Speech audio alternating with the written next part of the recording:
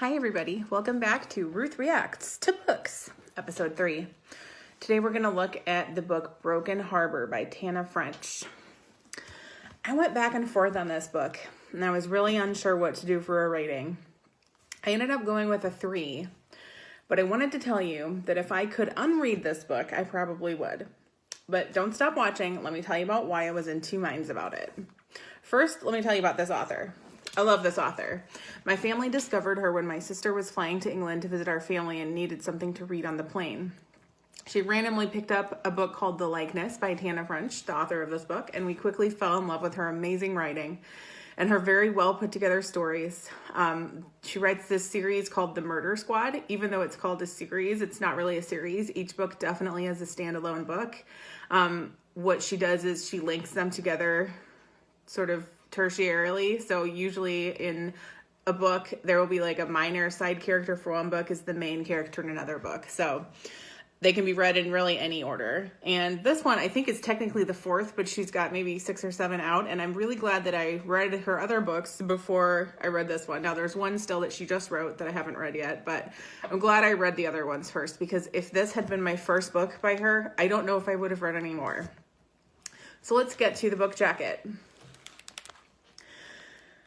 Mick Scorcher Kennedy, the brash cop last seen in Tana French's bestseller Faithful Place, plays by the book and plays hard. That's what made him the murder squad's top detective, and that's what puts the biggest case of the year into his hands.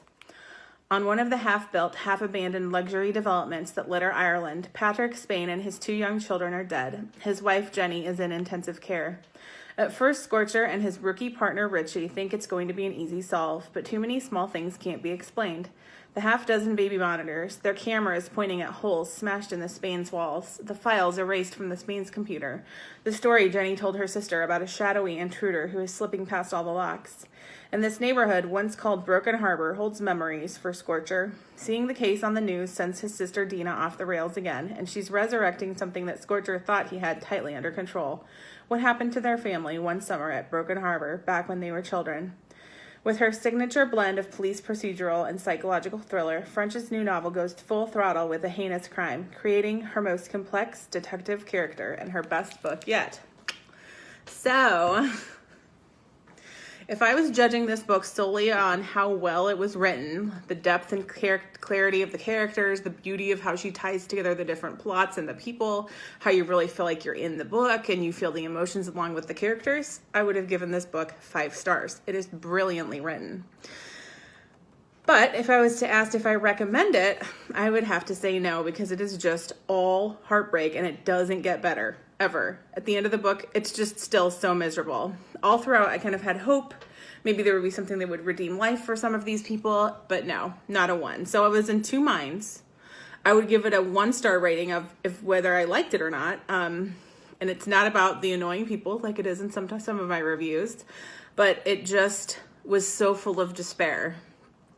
I love me some good murder novels, but this one was probably too real and too sad for me. And I honestly probably should have known any book where children get murdered probably isn't something that I'm going to like. But I'm praying and thinking that most likely she won't have a book with dead kids again. And I'm hoping that this will be the one time that I'll ever have to say that I wouldn't read one of her books again. So here's to hoping. You'll have to check back with me next time when I read her next book. The big lesson that came through from this book, loud and clear, is that we have to let go of trying to be whatever it is we think we're supposed to be. We have to open our hearts to our friends, and we have to let people in instead of carrying all the pain that we have around with us by ourselves. Not only does that lead to madness, it leads to like living in basically your own personal hell. So reach out to someone and love someone. Don't worry about being perfect, just be you. You're enough. This weekend, my husband and I were watching one of our favorite shows, NCIS, and the episode perfectly aligned with the message of this book. One of the characters was saying, for example, that on social media, we only show our A sides and that our B sides, all the stuff we don't want to show because it's painful, it's not pretty, it's not what we want to project our lives as, that stuff is hidden. And in this book, hiding all of that pain caused more pain than could be imagined. So I think that personally, I'm going to make my own prologue to the book about the main detective after this book ends, to sort of write him not a new ending, but just a continued ending that allows him to maybe have a little more happiness than he has at the end of this book. So if you're interested and you read this book and you want to read what I wrote, let me know. Until then, peace, guys.